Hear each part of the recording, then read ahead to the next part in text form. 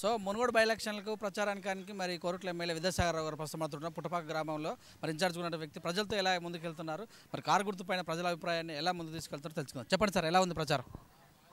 ఎవరి దగ్గరకు అడిగినా కారు గుర్తే.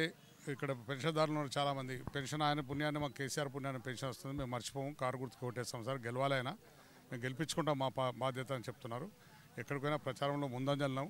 రెండు పార్టీలు వెనకబడిపోయినాయి, వాళ్ళకి అయిపోతున్నది. ఎందుకంటే బీజేపీ కూడా రోజు రోజుకు దిగజారిపోయి రేపు ఎల్లుండే ప్రోగ్రాం కూడా రద్దు చేసుకున్నారు. ఎట్లా గెలవగానక మేము ఎందుకు రావాలని చెప్పి ఇది భారత అధ్యక్షుడు కూడా వస్తలేడు కనుక నడ్డా. అదేవిధంగా చిన్న చిన్న ప్రోగ్రాంలు చేసుకొని మీరే ఎట్లా గెలవాలని చెప్పి డిసైడ్ అయిపోయారు వాళ్ళు కూడా. ఈయన ఏదో మనం బిల్డప్ ఇస్తున్నాడు బాగా, రాజగోపాల్ రెడ్డి ఏదో పైసలు పెట్టుకుంటా గెలుస్తాను, కానీ పైసలు పెట్టినా ప్రజలు డిసైడ్ అయిపోయినాయి. పైసలు తింటారు, ఓటు మాత్రం కారుకి వేస్తారు అనేది డిసైడ్ ప్రతి ఒక్కరు చెప్తున్నారు. మేమే చెప్తున్నాం, ఇస్తే తీసుకొని ఎందుకు నష్టపెట్టాలి, వాళ్ళని ఇస్తే తీసుకొని కారు మాత్రం మర్చిపోతారని చెప్తున్నాం. కనుక పెద్ద మేయాడుతోని ప్రభాకర్ రెడ్డి రేపు 6వ తారీఖున పెద్ద మేయాడుతో గెలుస్తున్నాడు. సభ ఉంది రేపు, మరి ఎలా జనాలను ఎలా తరలించే అవకాశం మొబిలైజ్ చేస్తారు? పోతున్నాం, ప్రతి ఒక్కరు కూడా వాళ్ళే వస్తామని మేము ఇక్కడ నుంచి మా సెగ్మెంట్ నుంచి ఒక 1000 మందికి, ఒక ప్రతి గ్రామం నుంచి ఒక 1000 మందికి అలాట్ చేశారు. 1000 మందికి దాదాపు మంది మేము వస్తామని చెప్పి ఓల మీద పడుతున్నారు కనుక వెహికల్స్ దొరుకుతలేవు. లేకుంటే ఎక్కువ మందిని కూడా తీసుకుపోయే ప్రయత్నం చేస్తాం. 86 సెగ్మెంట్లు చేశారు కనుక 86 సెగ్మెంట్ల నుంచి 1000 మంది అనగానే 86,000 మంది అవుతారు. దాదాపు అక్కడ చుట్టుపక్కల ఇంకో 10,000 లక్షలతో రేపు సభ పెడుతున్నాం. చాలా పెద్ద ఎత్తున సక్సెస్ అవుతుంది సభ.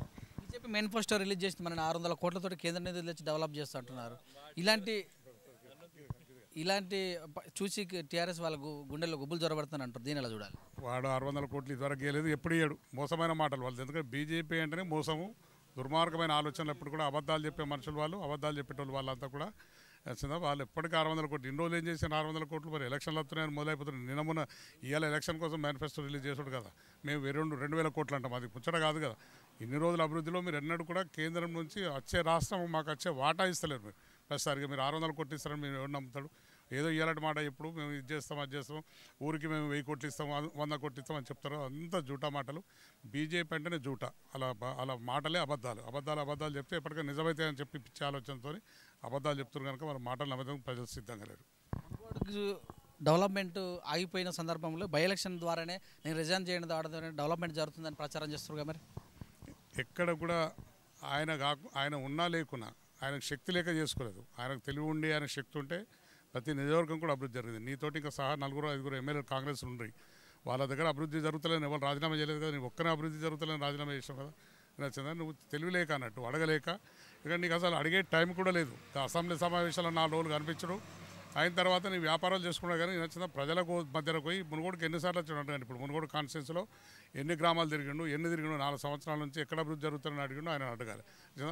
ఆయన తెలుగుండి వచ్చి ప్రజలకు పోయి నచ్చిందా ఏం కావాలో అడిగి చేస్తే తప్ప చేపిస్తారు. ప్రభుత్వం అన్ని గ్రామాలకు కూడా అన్నీ కూడా ఒకవేళ ఇవాళ ఇండ్లు ఇచ్చినాం, మేము ఇండ్లు ఇస్తే కూడా రాదీపించినా కానీ వచ్చింది మా ఇష్టంలో వాళ్ళకి ఇల్లు ఇచ్చుకోవాలి. డబుల్ బెడ్రూమ్ ఇల్లు ఇచ్చినా కానీ కూడా మొత్తం రాదీపించినాం. వాళ్ళకి కాంగ్రెస్ వాళ్ళు ఉన్నారు, బీజేపీ వాళ్ళు ఉన్నారు, అందరికీ వచ్చిన ఇండ్లు కానీ ఏదైనా కానీ అట్లా మేము ఎన్నండి ఇవ్వాలి. పెన్షన్లు కూడా కేవలం చూడకుండా, పార్టీలను చూడకుండా ప్రతి ఒక్కరికి పెన్షన్ ఇస్తున్నాం. ఎవరు బుద్ధులు ఉంటే వాళ్ళు అంతా మా వాళ్ళు తెలంగాణ ప్రజలంతా నా బిడ్డలే నా కుటుంబమే అని చెప్పి కేసీఆర్ గారు పోతున్నారు. కానీ నీకు అభివృద్ధి చేయొద్దు అని చెప్పి ఒక మునుగోడే అభివృద్ధి చేయలేదా? మరి కడమ అన్ని ఆ కాన్స్టిట్యూన్సీలు అభివృద్ధి జరిగింది, ఒక్కడికి ఎందుకు జరగలేదు? తెలియలేక శాతగాక అభివృద్ధి జరగలేదు. అభివృద్ధి పేరుతోటి, సంక్షేమ పథకాల పేరుతోటి మరి మద్య షాపులు కూడా బాగా వీధి గల్లిగల్లలో పెట్టి యువతను మద్యం వైపు మళ్ళిస్తున్నారు అని కూడా ప్రచారం చేస్తారు. దీని ఎలా చెప్తారు? ప్రతి దగ్గర మద్యం అనేది ఉన్నది.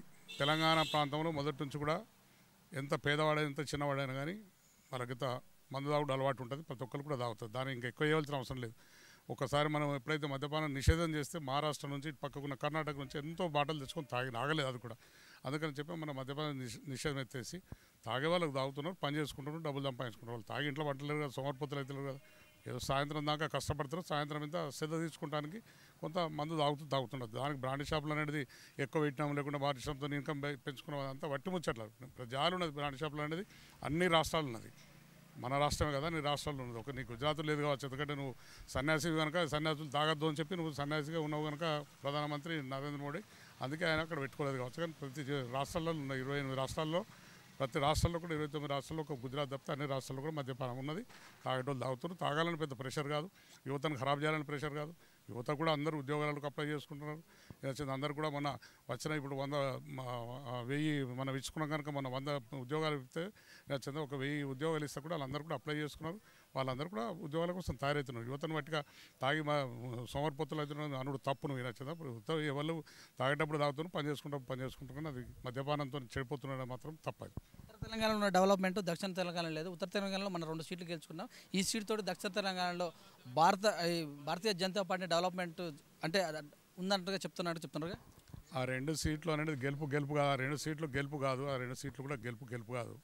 ఆయన మీద ఉన్న సింపతితో రాజేందర్ గెలిచిండొచ్చు. ఆయన 4 సార్లు 5 సార్లు ఎమ్మెల్యే ఉన్నాడు కనుక ఆయనను చూసి ఓట్లేసారు, కానీ మీ బీజేపీని చూసి ఓట్లేదు. ఇలా అక్కడ కూడా రఘునందనరావు కూడా గెలిచింది ఏంటంటే ఆయన భార్య పాపం అక్కడ ఉన్న చనిపోయిన క్యాండిడేట్ భార్య ఆమె ఎదుర్కోలేకపోయింది. ఆమెతో కాదు అని చెప్పి ప్రజలలో వచ్చి ఆయనకు ఒక 700 ఓట్లు 1000 ఓట్లతో మెజార్టీతో గెలిచిండు. పెద్ద సమస్య కాదు. ఇక్కడ తప్పక మనం గెలుస్తాం. ఉత్తర తెలంగాణలో కానీ దక్షిణ తెలంగాణలో ఎక్కడైనా సమానం అభివృద్ధి. కేసీఆర్ గారు ఎక్కడైనా కానీ ప్రాజెక్టులు ఎక్కడ నిర్మిస్తున్నారు, అక్కడ నిర్మిస్తున్నారు. ఎక్కడ కూడా ఏ ప్రాంతాన్ని కూడా చేస్తలేరు, నిర్వర్ధన చేస్తలేరు. ప్రతి ప్రాంతాన్ని కూడా తెలంగాణ ప్రాంతం అంతా కూడా సస్యశ్యామలం కావాలని చెప్పి ప్రాజెక్టులు మరి ఇక్కడ కూడా 2 ప్రాజెక్టులు వస్తున్నాయి. శివానగూడెం దగ్గర ఒకటి, ఇంకో ప్రాజెక్టు 2 వస్తున్నాయి. ప్రజలకు అందియాలి, నీరు అందియాలి, ఈ భూములన్నీ కూడా సస్యశ్యామలం కావాలని ఆలోచనతోనే ముఖ్యమంత్రి గారు ఉన్నారు. కానీ అవన్నీ వీళ్ళ మాటలు.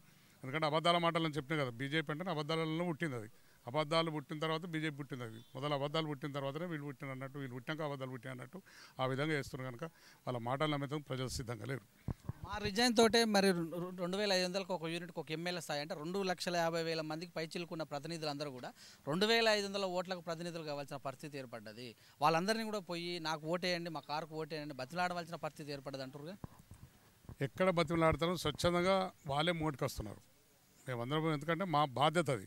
మా పార్టీని గెలిపించుకున్న బాధ్యత మాకు సీఎం గారు చెప్పి ఊరుకోమని చెప్పలే, మేమే డిసైడ్ చేసుకున్నాం. ఎన్నికలు వచ్చినాయంటే మేము మా బాధ్యత మేము గెలిపించుకోవాలి కనుక ప్రతి ఒక్కరిని కూడా టచ్ చేసి చూస్తున్నాం అంతే. వాళ్ళందరూ మీరు ఎట్టున్నారో అని చెప్తే వాళ్ళేతో మీరు ఎందుకు వస్తారు సార్, మేము కారు గుర్తుగా ఓటేస్తాం, మీరు తిరగవలసిన అవసరం లేదని చెప్పి మా వాళ్ళు ఏవైతే తిరుగుతున్నారో మా వాళ్ళు తిరిగినాక ఎక్కడైనా చెప్తున్నాం. మేము ఓటేస్తామని డిసైడ్ అయిపోయినాం. మీరు తిరిగి మాకు చెప్పాల్సిన అవసరం కూడా లేదు, కారు గుర్తుకు ఓటేస్తామని చెప్పి చెప్తున్నారు. కానీ అది ఆయన వాళ్ళ ఎందుకంటే వాళ్ళు వస్తున్నారు కదా, మరి వాళ్ళు కూడా ఎవడెవడో వస్తున్నారు. వాళ్ళు కూడా ఎంతోమందిని తీస్తున్నారు. మరి వాళ్ళు ఎందుకు తీస్తున్నారు? ఒకవేళ అభివృద్ధి ప్రధానంగా నువ్వు రాజీనామా చేసినా అంటే అభివృద్ధి కోసం గిట్ట నువ్వు రాజీనామా చేస్తే అదే కాంగ్రెస్ నుంచి పోటీ అని ఉంటుంది. ఇవాళ నీ స్వార్థం కోసం 18,000 కోట్ల కోసం ఇవాళ నువ్వు పోయినావు. కానీ నీ స్వార్థం తప్పితే ఇలా రాజకీయం ఏమీ లేదు. ఇలా నీ స్వార్థం కోసం ఇలా 18,000 కోట్ల కాంట్రాక్ట్ కోసం పోయాలా 1000 కోట్లు సంపాదించుకోవచ్చు. ఈడ 1,00,000 కోట్లు ఖర్చు పెడతా, ఈ నచ్చితే ఒక 1000 కోట్లు ఖర్చు పెడతా అని తిరుగుతున్నావు. కానీ తప్పితే మాత్రం ఏది లేదు. మేమందరం స్వచ్ఛందంగా వచ్చినాం. మేము కానీ మా నాయకులు కానీ మా కార్యకర్తలు కానీ ప్రతి ఒక్కరు కూడా ఇంటికి వచ్చి తిరుగుదాం. మనకు ఎన్నికనేది మన అందరి బాధ్యత. టీఆర్ఎస్లో పుట్టినాం పెరిగినాం కనుక టీఆర్ఎస్ పార్టీని గెలిపించుకుని తుది శ్వాస వరకు టీఆర్ఎస్ను ముందరు తీసుకుపోయే ప్రయత్నంలో మేము అందరం వచ్చినాం. 2014లో టీఆర్ఎస్ గుర్తుపైన 2018లో టీఆర్ఎస్ గుర్తుపైన ఆ మొఖం చెల్లదని బీఆర్ఎస్ పార్టీ పెట్టారన్నట్టు ముందుకెళ్తున్నారు. ఆ టీఆర్ఎస్ పేరు చెప్తున్న ప్రజల్లో విర్రవీగుతున్నారు. ఈసారి వీఆర్ఎస్ ఇవ్వడం తప్పదని అంటారుగా. అవన్నీ పిచ్చి మాటలు, వాడు ఆలోచించే మాటలు. టీఆర్ఎస్ కానీ బీఆర్ఎస్ కానీ, బీఆర్ఎస్ పార్టీని ఏంది భారతదేశం అంతా మన పార్టీని విస్తరించడం కోసం తెలంగాణ ప్రాంతంలో జరుగుతున్న అభివృద్ధి అంతా కూడా భారతదేశంలో ఉన్న 28 రాష్ట్రాల్లో జరిగే విధంగా వాళ్ళ చేతగానితనాన్ని మనం చూపించే విధంగా భారతీయ రాష్ట్ర సమితి అనేది దేశమంతా కూడా సేమ్ తెలంగాణలో ఉన్న అన్ని కూడా ఇక్కడ ఉన్న అభివృద్ధి కార్యక్రమాలు ఏవి జరుగుతున్నాయో సంక్షేమ కార్యక్రమాలు అన్నీ కూడా ప్రతి రాష్ట్రంలో చేసి చూపిస్తాను ఒక ధైర్యంతో మనం బీఆర్ఎస్ పెట్టుకున్నాం. కానీ తెలంగాణ టీఆర్ఎస్ ఏంది, బీఆర్ఎస్ మేమే కదా. మళ్ళీ బీఆర్ఎస్ ఉండేటోళ్ళం మేమే కదా, మేము కొత్త వాళ్ళం కాదు కదా. మా ముఖాలు చెల్లవని ఎందుకు అనుకుంటాం? మేము ప్రజల మధ్యలో ఉన్నాం, ప్రజల కోసం సేవ చేస్తున్నాం, ప్రజలకు సరిపోయే సంక్షేమ కార్యక్రమాలు చేసినాం. ఇంకేదైనా చేసేది ఉంటే ముందు చేస్తాం. మా మీదనే నమ్మకం ఉంది. ఇలా కేసీఆర్ నాయకత్వంలో ఈ సంక్షేమ కార్యక్రమం స్టార్ట్ అయింది. అంతకుముందు కాంగ్రెస్ ప్రభుత్వం కానీ ఎవరు కూడా రాష్ట్రంలో బీజేపీ పాలిత ప్రాంతాలు ఏవైతున్నాయో ఆ రాష్ట్రంలో మన దగ్గర చేసే సంక్షేమ కార్యక్రమం ఒక్కడికి ఉండేది. రైతు బంధు లేదు, ఇలా 24 గంటల కరెంట్ లేదు, ఏది ఉన్నా కళ్యాణ లక్ష్మి లేదు, షాదీ ముబారక్ లేదు, పెన్షన్ లేదు, 2000 పెన్షన్. ఆయన ప్రధానమంత్రిని వెళ్తున్న గుజరాత్లో 600, 700 పెన్షన్. అది మేము 2016 రూపాయలు 116 రూపాయలు పెన్షన్ ఇస్తున్నాం. అవి మాకు చెల్లాను కాదు. ఈ దగ్గర జరిగేటి అన్నీ కూడా భారతదేశం అంతా కూడా తిరిగి భారతదేశంలో అన్ని రాష్ట్రాలకు ఈ పథకాలు పెట్టేసి ఈ పథకాలన్నీ కూడా పేద ప్రజలకు అందే విధంగా చేయడానికి కోసం బీఆర్ఎస్ పెట్టాం. కానీ మాకు ముఖం చెల్లదని కాదు, వాళ్ళ ముఖం చెల్లదు. వాళ్ళు ఏదో చేస్తున్నారు కుట్రలు. నేను చూసినాం కదా, తీసుకొని పోయిన వచ్చి స్వాములను తోలేసి స్వాముల రూపంలో వచ్చి పార్టీల నుంచి ఇళ్ళకి తీయాలని చెప్పి భాగవతం పెట్టించి 100 కోట్లు ఇస్తాం, 50 కోట్లు ఇస్తాం. ఎంత వీడియో కూడా రిలీజ్ అయిపోయింది, అది ఏర్పడుతున్నది. మాట్లాడి ఎంబడిపడి ఎమ్మెల్యేలు ఎంబడిపడి చేసింది కూడా ఎమ్మెల్యేలు వాళ్ళు లీక్ చేసి రెడ్ అయినా పోలీసులకు పట్టించారు. వాళ్ళందరూ చూసినాం ఇచ్చారు. దానికోసం మా ముఖం తెలియదు, మీ ముఖాలు తెలియక మా ఎమ్మెల్యేలు ఏదో కొనుగోలు చేయాలని మీరు ప్రయత్నిస్తే మా ఎమ్మెల్యే తెలివిగా, ఎందుకంటే టీఆర్ఎస్ పార్టీ పుట్టి పెరిగినాం కనుక పార్టీకి మనం మోసం చేసే వాళ్ళు ఇవ్వలేరు కూడా. తెలంగాణ గడ్డ మీద ఇలా టీఆర్ఎస్ వచ్చిందంటే తెలంగాణ ప్రజల ఆత్మగౌరవంతో వచ్చింది. తెలంగాణ రాష్ట్రం ఏర్పడ్డది. రాష్ట్రం ఏర్పడ్డ తర్వాత ముఖ్యమంత్రిగా కేసీఆర్ నాయకత్వంలో అయితేనే తెలంగాణ ముందర తీసుకుపోతామని పెట్టాం. ఇలా ఉభయ కమ్యూనిస్టు పార్టీలు కూడా ఎందుకు వస్తున్నాయి, వాళ్ళు కూడా సిద్ధాంతం గల పార్టీ వాళ్ళది కూడా. వాళ్ళు ఎందుకు వచ్చారు, కేసీఆర్ ఇలా అభివృద్ధి చేస్తున్నాడు, వాళ్ళకు కావాల్సింది పేద ప్రజలకు కడుపు నింపాలి. ఉభయ కమ్యూనిస్టు పార్టీలు ఎప్పుడు కూడా పేదల కోసం కొట్లాడిన పార్టీలు. వాళ్ళందరూ కూడా ఇవాళ పేదల కడుపు నింపాలన్న ఉద్దేశంతో కేసీఆర్ అయితే నింపుతాడని చెప్పే ఉద్దేశంతో మా ఎమ్మడి ఉండి మా ఇద్దరం సమైక్యంగా వాళ్ళు మేము కలిసి పనిచేస్తున్నాం. అంతేగాని తప్పితే వాళ్ళు ఏది చెప్పినా ప్రజలు నమ్మేందుకు సిద్ధంగా లేరు. అయిపోతుంది రేపు వేలుండేటి వరకు రోజు చల్లబడిపోతున్నారు. ఎందుకంటే ఆ నడ్డా ప్రోగ్రామ్ క్యాన్సిల్ అయిపోయింది, అమిత్ షా ప్రోగ్రామ్ క్యాన్సిల్ అయింది. ఎందుకంటే ఇక్కడ పరిస్థితి లేదు కనుక వచ్చి మేమందుకు అవమాన పారు కావాలని చెప్పి వాళ్ళు పెట్టక మీరు చేసుకున్నారని చెప్పే పరిస్థితి వచ్చింది కనుక ఇలా వీళ్ళ ఊపు మీద ఉంటే వాళ్ళే వచ్చి ఇలా ఇక్కడ వచ్చి సభలు పెడుతున్నారు. సభలు పెట్టే ముఖాలకి ఇలా పనిచేస్తున్నారు కనుక ఎవరేమన్నా టీఆర్ఎస్ గెలుపు తథ్యం, పెద్ద మెజార్టీతో గెలుపు తథ్యం. బట్టి కూడా కాదు 1000, 2000, 5000 కాదు, ఇలా 25,000 నుంచి 30,000, 40,000 ఓట్లతో మేము గెలుస్తామని పూర్తి విశ్వాసం ఉన్నాడు. Thank you.